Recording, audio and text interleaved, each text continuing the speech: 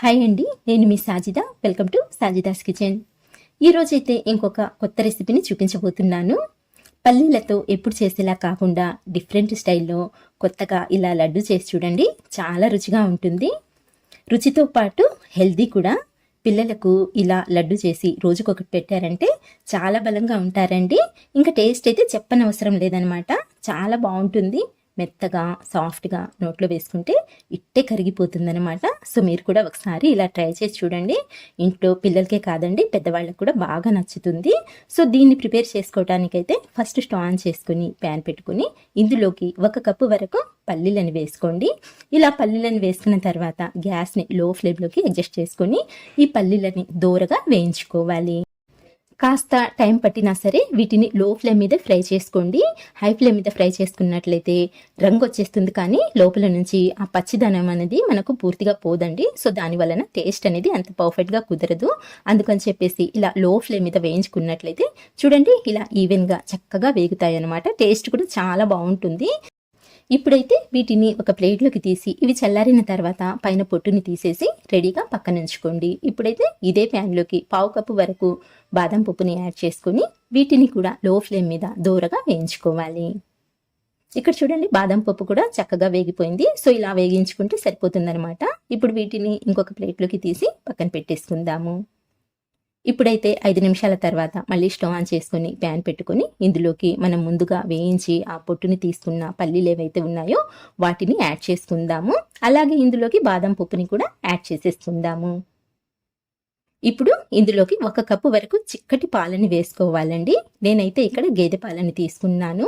ఒకవేళ మీరు ప్యాకెట్ పాలు తీసుకున్నట్లయితే ఫుల్ ఫ్యాట్ మిల్క్ ఉంటుంది కదండి, సో దాన్ని యూస్ చేయండి. దాని వలన టేస్ట్ అనేది చాలా బాగుంటుందన్నమాట. ఇలా పాలని యాడ్ చేసుకున్న తర్వాత చూడండి, పాలు మరగడం స్టార్ట్ అయ్యాయి కదండి. ఇప్పుడు మధ్య మధ్యలో కలుపుతూ ఈ పాలన్నీ ఇంకిపోయేంత వరకు మనము ఈ పల్లీలని బాదం పప్పుని ఉడికించుకోవాలి. ఇలా పాలల్లో ఉడికించుకున్నట్లయితే మనకు ఆ టేస్ట్ అనేది, పల్లీల టేస్ట్ అనేది కంప్లీట్గా చేంజ్ అయిపోతుందండి. చాలా మంచి టేస్ట్ అయితే యాడ్ అవుతుంది. అలాగే పాలు కూడా వేస్తున్నాం కాబట్టి ఇందులో కోవా టేస్ట్ కూడా యాడ్ అవుతుంది అనమాట. మొత్తానికి టేస్ట్ అయితే సూపర్గా ఉంటుంది. సో ఇలా ట్రై చేసి చూడండి మీరు కూడా. ఇక్కడ చూడండి, మనకు పాలన్నీ ఇంకిపోయాయి. సో ఇంతవరకు ఉడికించుకుంటే సరిపోతుందనమాట. ఇప్పుడైతే స్టవ్ ఆఫ్ చేసేసి వీటిని ఇలాగే కాసేపు చల్లారి పెట్టుకుందాము. ఇవి పూర్తిగా చల్లారిన తర్వాత ఇక్కడ చూడండి, ఇలా ఉంటుందన్నమాట టెక్స్చర్ అనేది. సో ఇప్పుడైతే మనము ఒక మిక్సర్ జార్ని తీసుకుందాము. మిక్సర్ జార్ని తీసి ఉడికించుకున్న ఈ పల్లీలు బాదం పప్పుని మిక్సర్ జార్లోకి యాడ్ చేసుకుందాము. ఇలా జార్లోకి తీసుకున్న తర్వాత ఇప్పుడు అవసరాన్ని బట్టి, అంటే ఎన్ని పడతాయో అన్ని పాలని యాడ్ చేసుకుని మెత్తటి పేస్ట్ లాగా గ్రైండ్ చేసుకోవాలన్నమాట. చూడండి, ఈ విధంగా గ్రైండ్ చేసుకోవాలండి.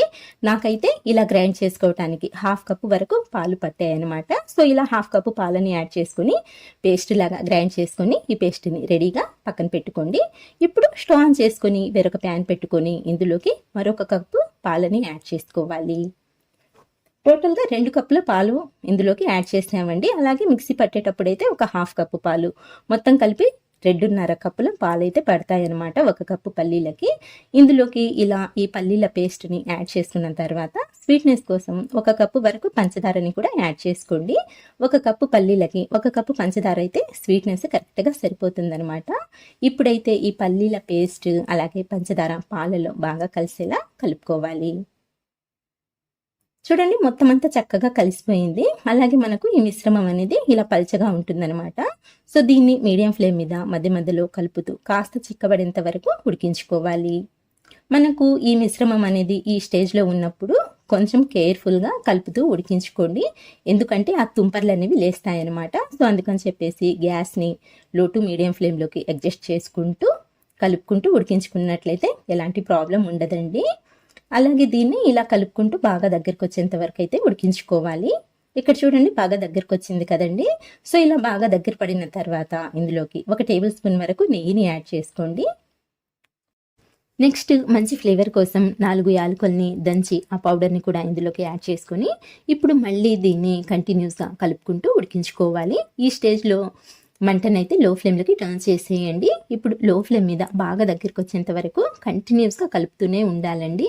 ఎందుకంటే ఇందులో మనం వేసిన ఇంగ్రీడియంట్స్ అలాంటివి అనమాట, అడుగు పట్టే ఛాన్స్ అయితే ఉంటుంది. సో అందుకని చెప్పేసి ఇలా కంటిన్యూస్గా కలుపుకుంటూ ఉడికించుకున్నట్లయితే మనకు పర్ఫెక్ట్గా ఈ లడ్డు అయితే రెడీ అయిపోతుందండి. చూడండి బాగా దగ్గరకు వచ్చేసింది. సో ఇలా బాగా దగ్గర పడిన తర్వాత బాగా కలుపుకొని ఇందులోకి మరో టేబుల్ స్పూన్ వరకు నెయ్యిని యాడ్ చేసుకోండి. నెయ్యి ఒకేసారి కాకుండా ఇలా 2 సార్లుగా వేసినట్లయితే మంచి టేస్ట్ యాడ్ అవుతుందండి. సో ఇప్పుడు మళ్ళీ బాగా కలుపుకుంటూ దీన్ని ఇంకా దగ్గరకు వచ్చేంత వరకు అయితే ఉడికించుకోవాలన్నమాట. ఇలా మనకు ప్యాన్ నుంచి సపరేట్ అయ్యి ఉండలాగా ఫామ్ అవ్వాలండి. సో అంతవరకు అయితే ఈ మిశ్రమాన్ని మనము ఇలాగే కలుపుతూ ఉడికించుకోవాలన్నమాట.